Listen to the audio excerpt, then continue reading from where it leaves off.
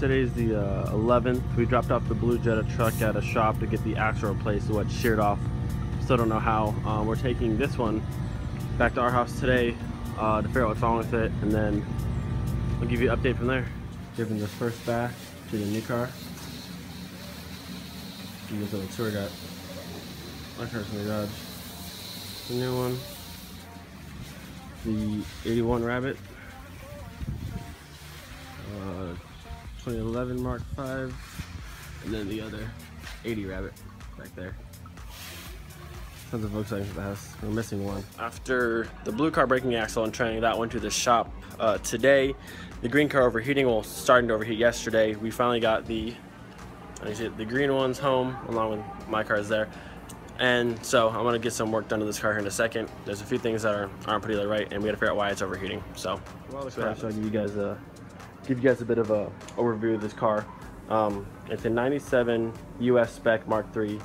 The original person who bought it was from a shop called European Performance and Repair over in Vero Beach, and he was building it into a Vento, which is the European version of the American Mark IIIs. The last kid who had it didn't know very much. It was trying to tell me it was a Mark I Vento from Mexico and it was imported and all this stuff, and I was like, no, it's not. But it has most of the stuff to be a Vento. It has the 3-bar 2-piece grille up front the early Ventos had. It has the eco headlights. Down here we have the textured Vento front bumper that has the divot in the front for the European license plate and stuff like that. Smoke long fogs and fogs. Lower cami ducts, which are pretty rare if you know anything about Mark IIIs or anything about cami at all. It has OEM fender flares, split space line, 16x8 in the front, 16x9s in the rear. We thought these were actually textured side moldings, but they're not. They were just spray textured along the rear bumper, because the rear bumper is American bumper, like how my car is. So that's why I was confused on why he was into the Vento. But it's pretty cool. I'll take you over to this side. Let's see. It's got an obnoxiously sticker bombed mirror for no reason.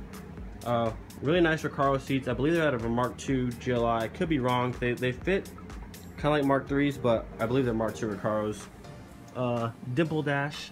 Cool little feature. Momo steering wheel, like I have in my car, but mine's wood. It's got cool little cup tray and coin hold up there. Aftermarket radio, OEM Jetta floor mats, which are actually kind of rare. The original leathers in the rear, and then if I can let me get the back of the car here. And the garage is kind of full with all the other things and parts everywhere. It's kind of dark back here, we can see it. Vento badge in the rear, textured bumper that was sprayed, black and red tails, European tub, GLX VR6.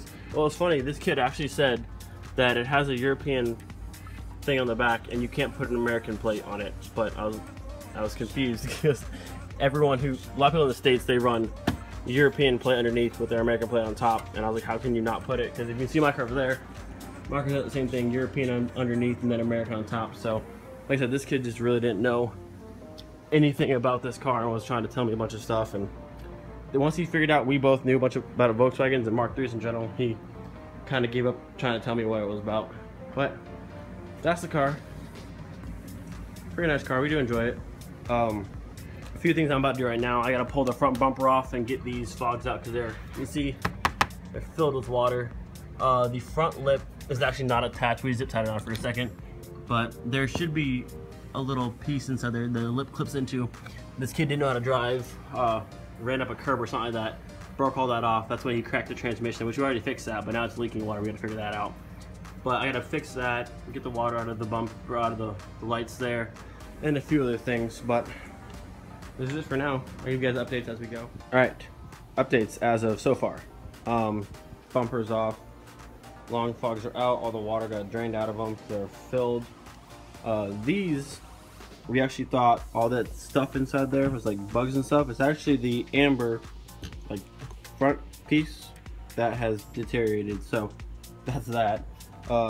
These are like, okay, so the bumper should have brackets like this so the lip can go into, but the kid destroyed all of them, so I'm gonna have to use these screws and secure the lip to the front so it doesn't fall off. I still can't tell if this is a European rebar or an American rebar that's just been cut, because you can see down here that it's been cut. And European rebar shouldn't have to be cut to fit the European bumpers. American ones should. but it's a lot smaller than an American one. So I'm not really sure where this rebar is from. I don't know. I could be wrong, but there's some surface rust on here. I mean, look, it's still sturdy, so I'm gonna sand that off and probably paint it just so it doesn't look so crappy. Other things, this top shroud here, I think it's called a shroud, I might be wrong. This is actually fiberglass. Normally they're not. Normally they're metal, like on my car over there, but this one's actually fiberglass. So the dude who actually made this, which is kind of surprising, European E-Code headlights. He probably made this so these would fit without a problem and also fit to the bumper, but I don't know, it's kind of weird. And there's actually no brackets for the top of the grill to screw into like normal. So I don't know, it's just kind of confusing getting into all the pieces of this car. It's weird. And then here's some of the engine bay, partially shaved, the batteries in the trunk, some nice little things here. This is an OBD2 VR6 with an OBD1 metal valve cover, so they can polish it to match the intake on top. There's green. There's random other greens inside. I'm not really sure why. It's kind of weird. Like I said, we're still trying to figure it out. And it's hard to get a car that's been wire tucked. Like you see the wires that go to the fender over there. It's hard to get a car that's wire tucked and then just know all about it, because we didn't do the wire tuck or any of the shaving, so I don't know where the lines are running to, what he deleted altogether. So it's a learning process, but we're getting there. Updates. The fogs have been drained. The wires, so these were kind of put back on, put the wires back through, so they should work now. Those are back on. The mounting brackets to the bumper, like not the bumper, sorry, the side of the car right here where it slides on and holds the bumper on, those were, this side was kind of falling off, so I fixed that side, and this side was off completely, so I put a washer and a screw and it's on there really good, so now the bumper can go back on. I found this little sticker just randomly under the air duct. That's funny. So the bump on the lip also, on the side, the lip here has been with the screws has been reattached to the bottom of the bumper, so the bumper is all good to go. I sanded down some of the rebar here, and I'm gonna spray it in a minute and paint it. But okay, so I told you it was leaking on the way home. The kid told us that it had a transmission leak. We fixed that, and then it was leaking, so it was pouring water out. You can see, there we go. Okay, so this right here, you can see that not, but it's super loose, and my brother said it was pouring water out of this side. So this is right out of the water pump here. This is actually off the radiator, and then it goes up into the water pump. So I believe that right there is the cause of all of our leaking and of our problems that I can see right here. It's wet, so I'm pretty sure this is the cause of the leaking, which caused it to start to overheat. So hopefully that's the only the problem there. Everything else in here, confusing as it is, it checks out very fine. We put water back in the system. It hasn't leaked anything out yet, but we haven't really run it much.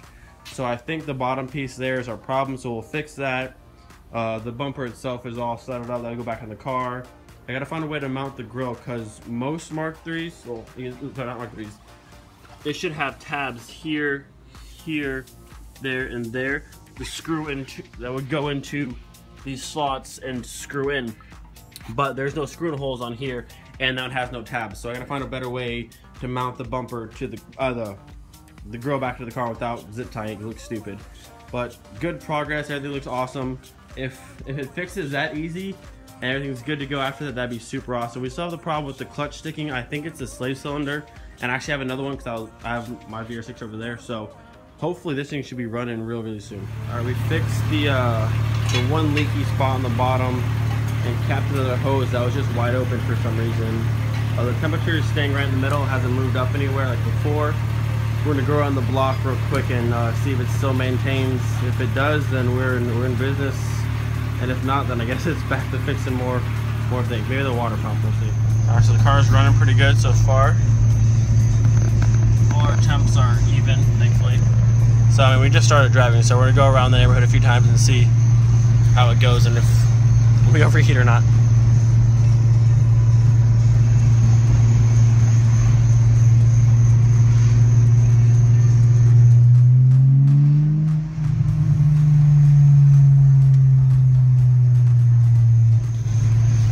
Alright, so we did like 6 or 7 laps around the neighborhood. Did a highway pull, cruised around, temperature didn't move one bit the entire time. We are leaking a bit of tranny fluid, you can see it, the drops there.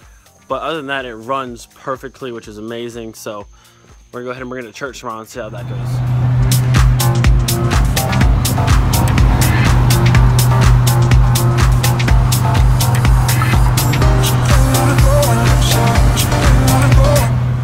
So today is the 13th.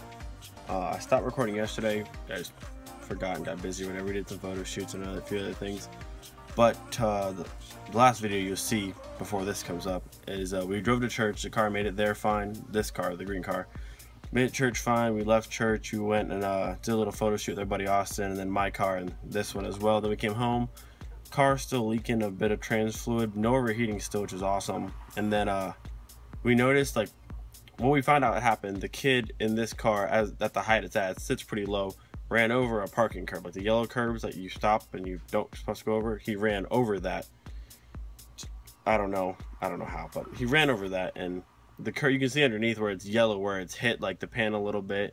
And we thought we had fixed the transmission leak with the JB well and that kind of stuff, but we noticed higher up, we got to look at it more, the gasket between the transmission and the engine itself has been like pushed and kind of pinched, so there's no fixing that with the seal. So we're gonna get the rest of the trans gasket kit to do all the seals for the transmission. I think he's gonna put a new clutch in it while it's already opened up, and the slave cylinder. So a bunch of parts will be coming soon, and then once that's done, this car should be running super strong. But that's as it were. So it's gonna sit for now until we get the new parts in it, because when you turn it on now, it is dumping transmission fluid out, so there's no point in trying to do anything with it. But for the most part, I mean, still a cool car. It's getting there. It won't be coming with us to Daytona, which is sad, but it's all good. Look at this headliner. This headliner is sweet. And these seats, these are car seats. I'm not gonna tell Larry, but these seats are comfy. Might steal him. He's gone for a week. He left for work today, so when he comes back, these may be in my car, and I'll just keep them forever. But that's as far as we are now. It's the 13th. Tune Revolution is in 5 days. 5 days, and I'll be leaving in 4 to be out in Daytona on Friday. And then so hopefully my car makes it out there smoothly. I got a few things to do. I gotta put the fender flares on. I've had them for a few days now. I gotta check a few things. There's a weird sound coming from the front, but it's just hot in Florida and I've been lazy. I don't really feel like doing it, but eventually I'll get done. So until the next video, later.